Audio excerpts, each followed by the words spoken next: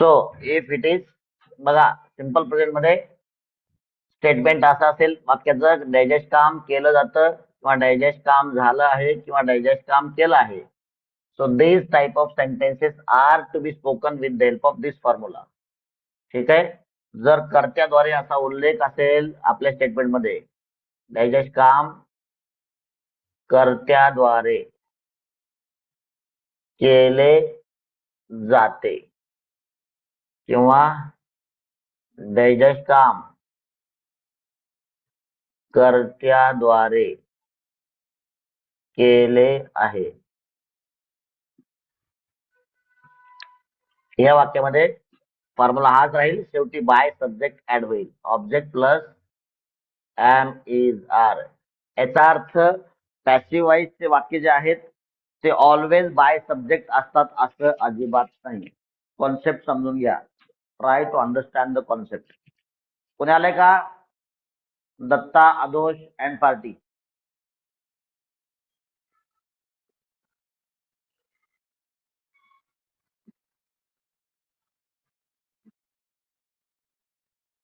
Okay, समजून घ्या. Am is are plus main verb third form, remaining part by subject. तुम्ही सगळेजण एकदम मूर्ख आहात. तुम्हाला सांगितलं मी तर काय काय कायचं काय पाठवून दिलं मला, जे मी कधी शिकवलं नव्हतं. चला, this is all about simple present tense. Now let us go to simple past. Simple past ला चला.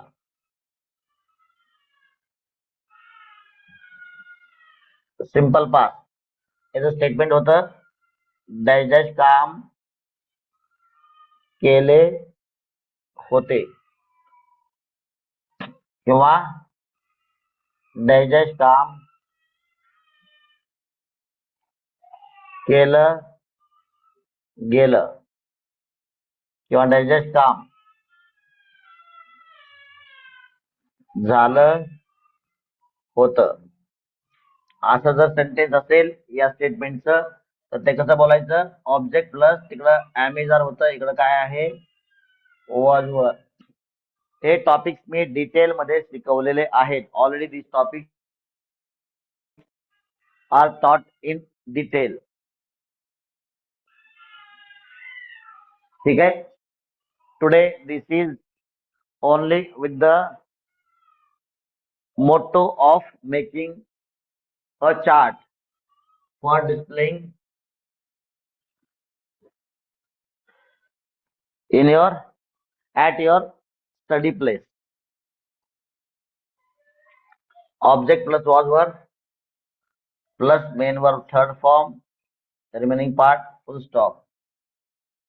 जर कर्त्याद्वारे असा उल्लेख आपल्या वाक्यामध्ये असेल मराठीच्या तर त्याला शेवटी बाय सब्जेक्ट ऍड करायचं.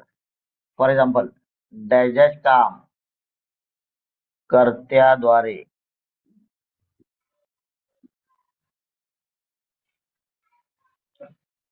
केलं गेलं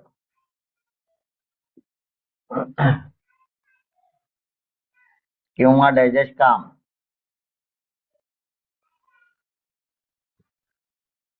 कर्त्याद्वारे केलं होतं. केलेलं होतं परफेक्ट पास्ट किंवा इकडे पण केलेलं आहे परफेक्ट प्रेझेंट. ते मी तो टेन्स शिकवताना सांगितलेला आहे, डिफरन्स बिटवीन केलेलं आणि केलं. So here the formula is object plus again same formula आणि लास्टला by subject is to be added at the end of the sentence. Main verb third form, remaining part by subject is to be added at the end of the sentence.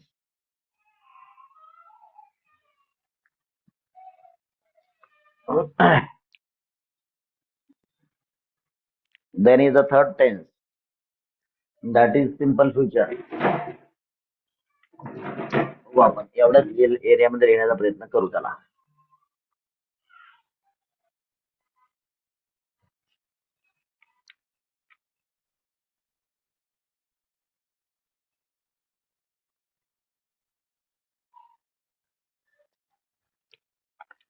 Dash काम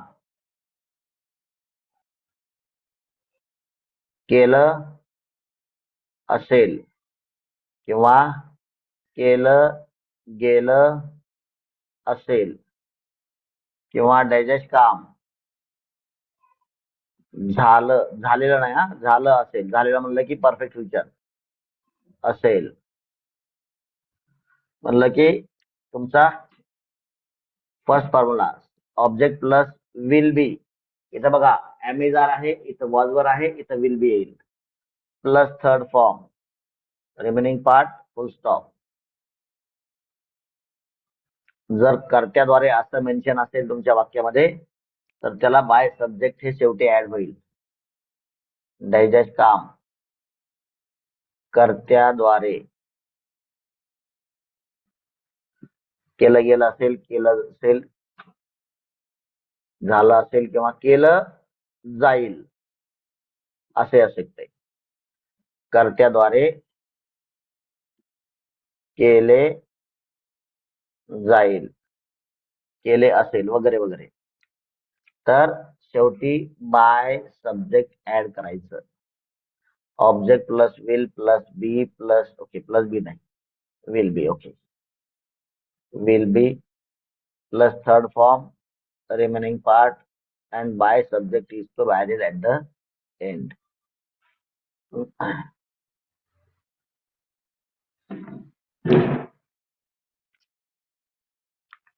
आता या प्रत्येकासाठी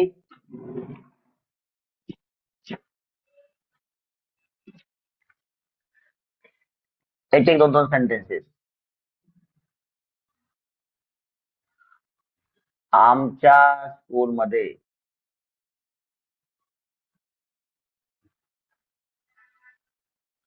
सर्व subject व्यवस्थित शिकवले जातात.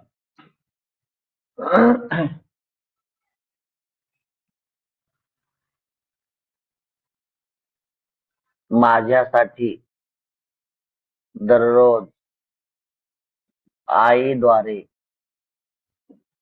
Tiffin बनवला जातो. वाक्यावर पहिलं शिकवले जातात, त्याच्यात काम केलं जातं. ऑब्जेक्ट काय, सर्व subject, all the subject are शिकवले. Third form taught in our school properly. सगळ्यांना व्यवस्थित दिसतंय का आणि ऐकायला येतंय का? सगळ्यांना व्यवस्थित दिसतंय का आणि ऐकायला येतंय का? Yes sir.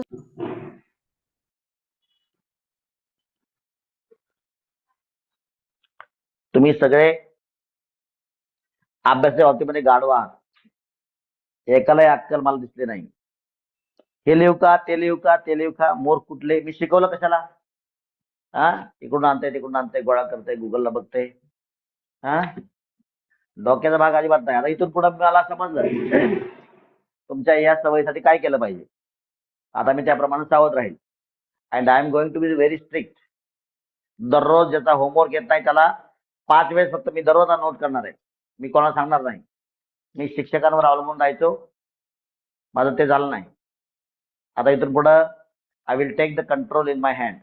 आणि मग बघा लक्षात द्या, मी माझ्या डोक्यात तेच आहे. आता कोणी होमवर्क करत नाही काढून टाकायचं, त्याला काही कामाचं नाही. ते तुम्ही देशाचेच कामाचं नाही काय.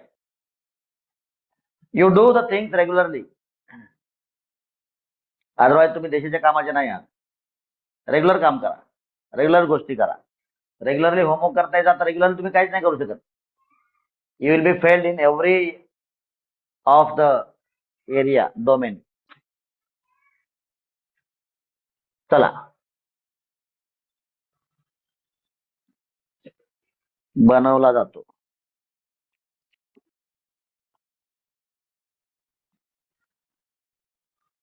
चला लिहा. काय बनवलं जातं? That is your object. Tiffin.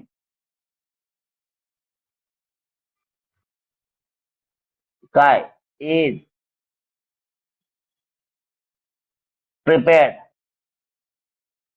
For me, माझ्यासाठी. बाय माय मदर. आणि समश्री शब्द वाक्यात शेवटी डेली. इथपर्यंत क्लिअर आहे का सगळ्यांना? Yes or no? Yes or no? Yes, sir. Okay, चला. हे झाला. पहा, तुम्हाला एकतर प्रेझेंटचे सगळे अशा प्रकारे लिहून त्याप्रमाणे हे वेगवेगळे लिहा, किंवा हे प्लस हे लिहा, नंतर हे प्लस हे लिहा.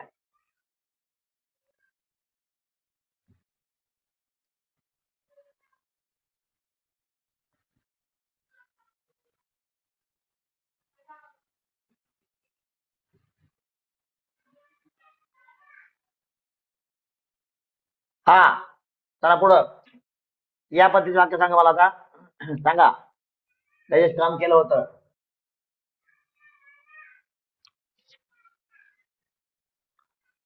पप्पांना कॉल केला होता म्हणा, किंवा केला गेला म्हणा, चालतंय. किंवा सर्व विद्यार्थ्यांना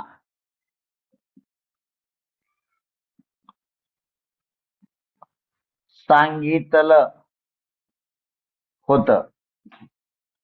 ठीक आहे. आणखीन एक वाक्य घेऊ.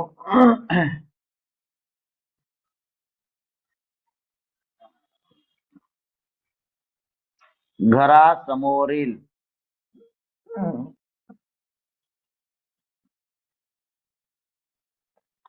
झाडांना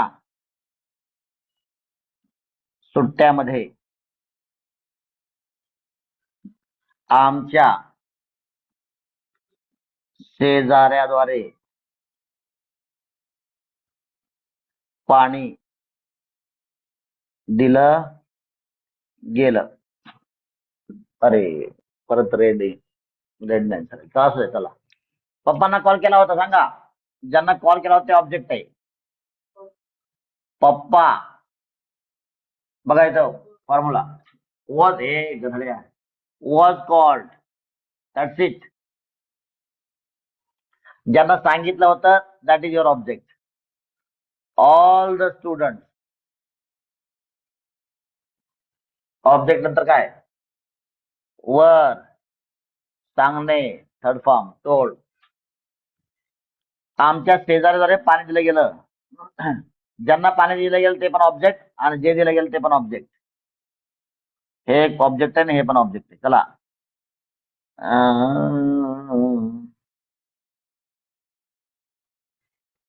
ट्रीज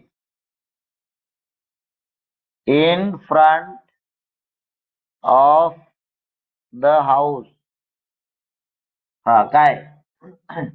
वर, काय?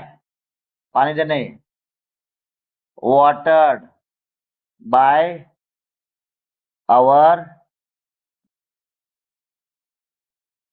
Neighbour. Or water was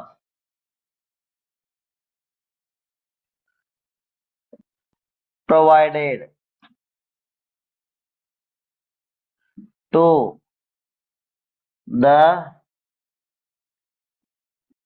trees in front of the house.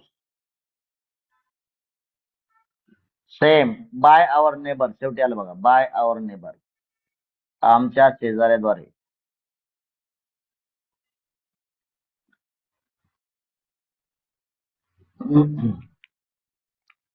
Bye our neighbour.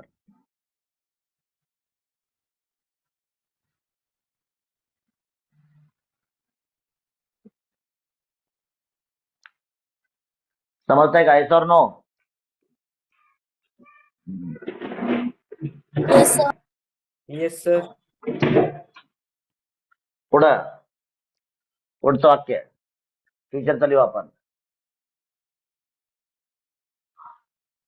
It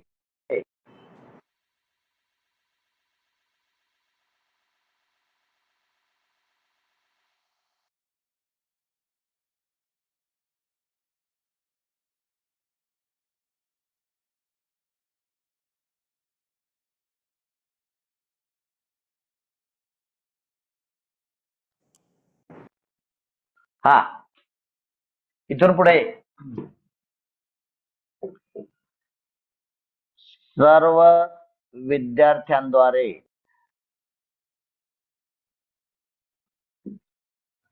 regularly homework केला जाईल. सर्व विद्यार्थ्यांद्वारे बाय ऑल शेवटी येईल ते. काय केलं जाईल? होमवर्क. चला, रेग्युलरली हा समावेशक शब्द आहे. होमवर्क फॉर्म्युला बघा, विल बी, मेन वर्ब करणे, डन, रेग्युलरली किंवा शेवटी regularly, done by all the student regularly आणि here onward.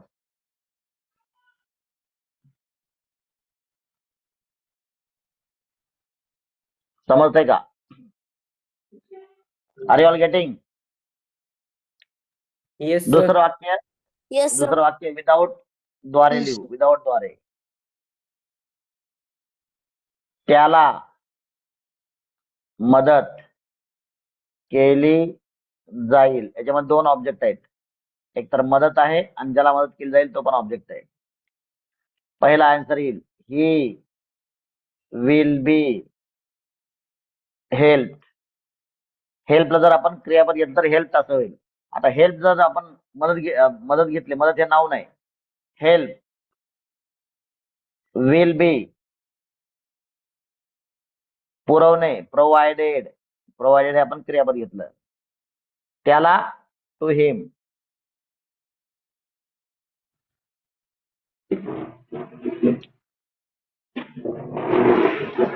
So this is passive voice for the conceptual clarity.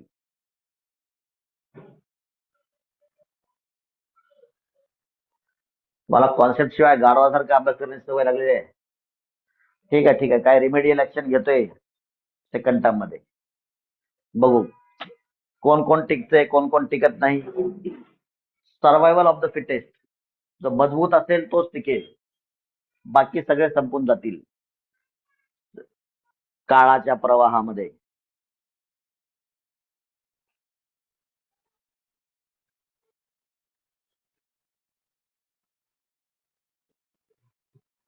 झालं का लिहून सगळ्यांचं?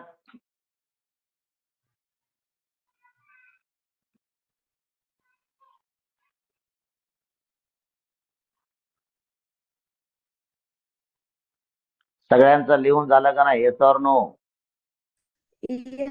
Yes sir.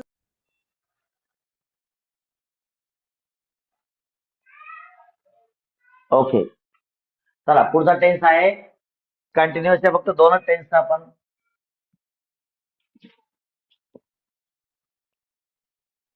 चला. कंटिन्युअस प्रेझेंट,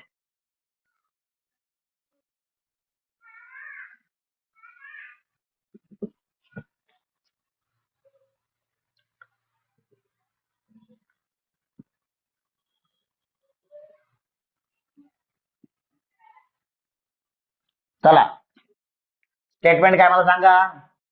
कंटिन्युअस प्रेझेंटचं डायजेस्ट काम केलं जात आहे किंवा डायजेस्ट काम कर्त्याद्वारे केलं जात आहे. सांगा, फॉर्म्युला सांगा. Object plus am is are plus being third form remaining part full stop.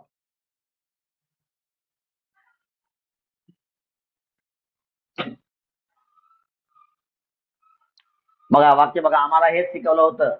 We were taught the same thing. समजलं का?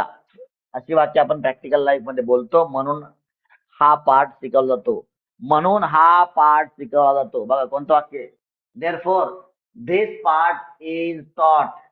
बघा आपल्या प्रॅक्टिकल लाईफ मध्ये अशी वाक्य बोलतो आपण, आणि इथंच मी 2 वाक्य वापरली नॅचरली, आणि ते इथलीच सापडली. चला, कर्त्याद्वारे केलं जात आहे म्हणलं काय करायचं? Object plus was or were plus being plus third form remaining part full stop.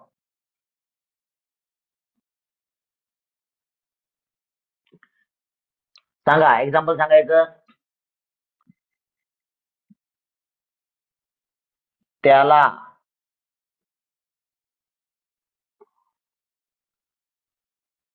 पप्पांद्वारे काही सूचना दिल्या जात आहेत.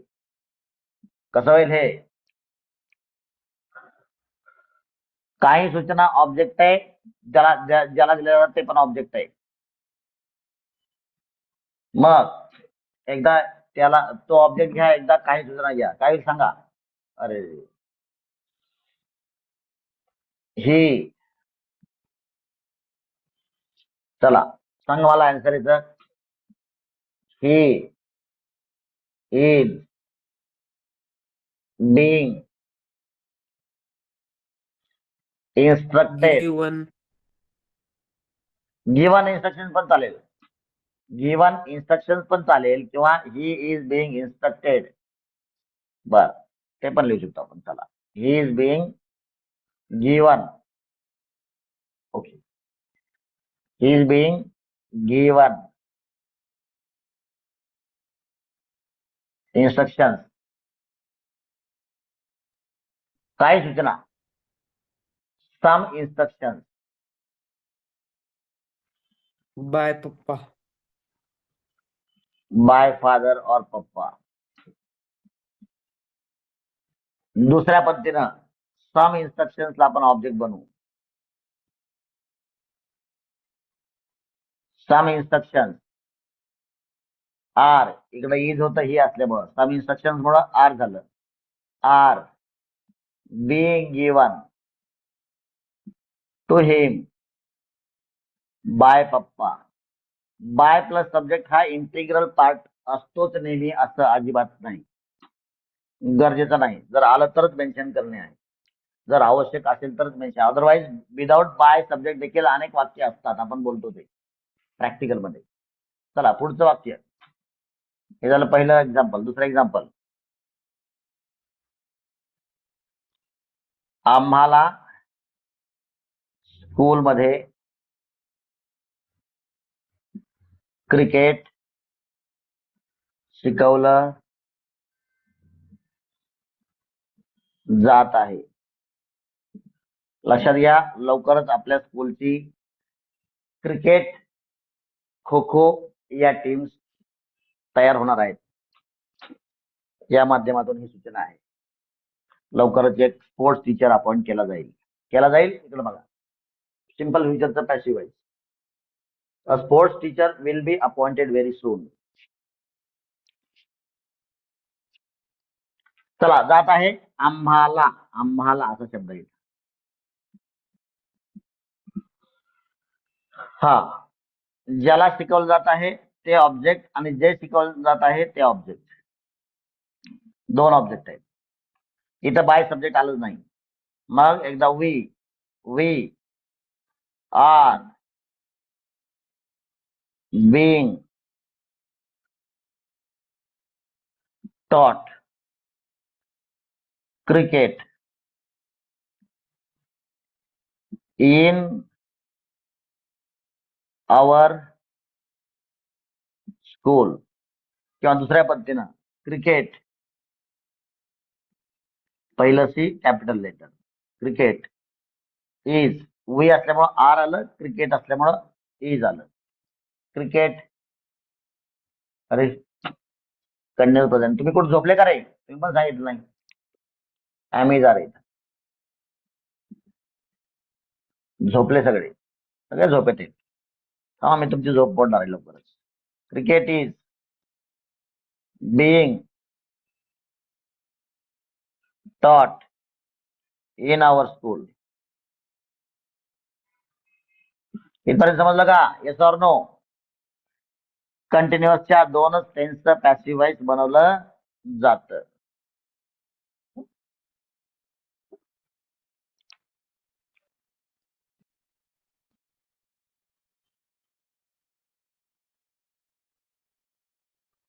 बघा, कंटिन्युअसच्या दोनच टेन्सचं पॅसिव्ह व्हॉइस बनवलं जातं. हे या प्रकारचं वाक्य बनवलं जातं.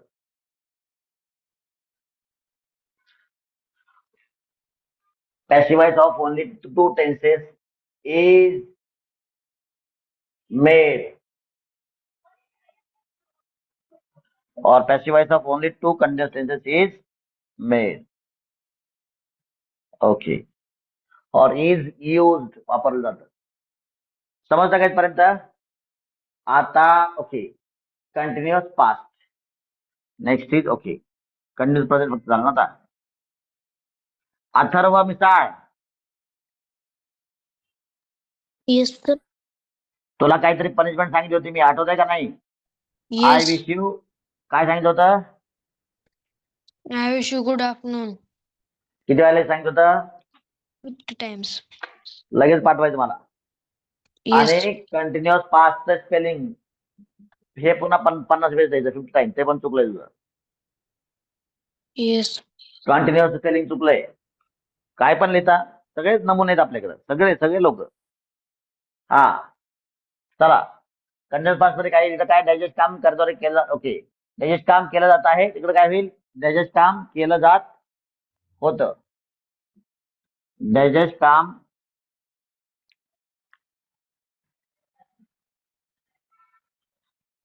केलं जात होतं.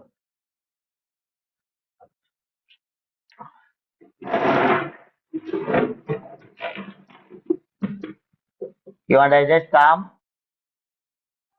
होत होतं. पण okay, object plus was or were plus being main verb third form remaining part to stop.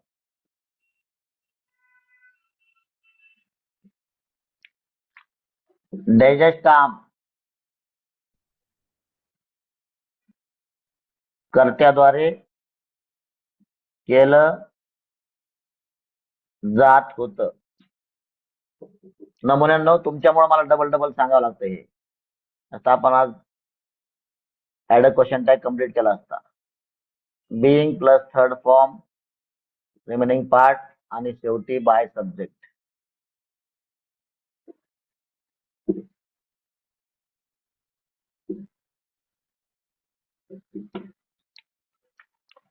चला, कंटिन्युअस पास्टचं एक्झाम्पल.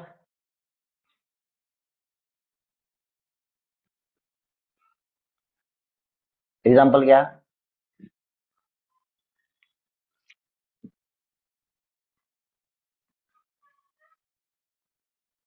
ग्राउंड वर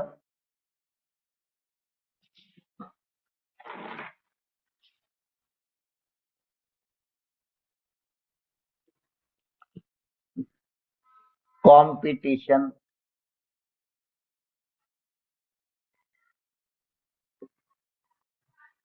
साठी प्रॅक्टिस केली जात होती. कॉम्पिटिशन साठी प्रॅक्टिस हा तुमचा ऑब्जेक्ट आहे. प्रॅक्टिस फॉर द कॉम्पिटिशन, बघा ऑब्जेक्ट. वॉज वर प्रॅक्टिस असल्यामुळे was. Being done on the ग्राउंडवर. दुसरा एक्झाम्पल,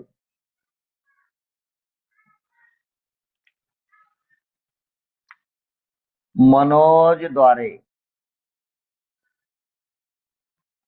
सर्वांना सांगितलं जात होतं. सोपं वाक्य घेतो मी. सर्वांना सांगितलं जात होतं. ज्यांना सांगितलं जातं ते ऑब्जेक्ट आहे आपलं. All were being told by Manoj. मनोजद्वारे आलं इथं. आता राहिलं काय? Perfect present, perfect past, perfect future. लिखा कि नहीं रे गधे? क्या कर रहा है? एक साल में एक सेंटेंस लिख रहा है. समझता है का? yes or no? Yes sir. गाढव आहे सगळी. सगळं शिकवलेलं आहे. हे सगळं शिकवलेलं आहे. हे फक्त आज लिहून देण्यासाठी मला एवढा 8 तास करावा लागलाय तुमच्या मूर्खपणामुळं. तुमचं लक्षच नाही कुठं. आता बघू ना. आता तुम्हाला पनिशमेंट म्हणून लिहायला होतं ना हे सगळं. या पद्धतीने मला अपेक्षित होतं. आता राहिलं काय? परफेक्ट प्रेझेंट, परफेक्ट पास्ट आणि परफेक्ट फ्युचर. याच पद्धतीने त्याला लिहायचं. तसं मी काय लिहिलंय? अगोदर टेन्सचं नाव लिहिलंय, फॉर्म्युला लिहिलंय, एक्झाम्पल लिहिलंय मराठी आणि इंग्लिशमध्ये. Because this is with the motive of speaking. हे बोलण्याच्या उद्देशाने मी सगळं शिकवलेलं आहे. All right. सो याच पद्धतीने तुम्ही सगळ्यांनी प्रॅक्टिस करायची आहे. आणि आता राहिलेले 3 टेन्स तुम्ही लिहायचे. आणि everything is available there in the group. सगळ्यांचे फोटो तुम्हाला ग्रुपमध्ये पाठवले आहेत. बघा पाठवले आहेत. इकडे बघा पाठवले आहेत. काम झालं आहे, काम केलं आहे. All the photographs are posted to you in group. बघा कसं प्रॅक्टिकली आपण पॅसिव्ह व्हॉइसचा उपयोग करतो ते समजून घ्या.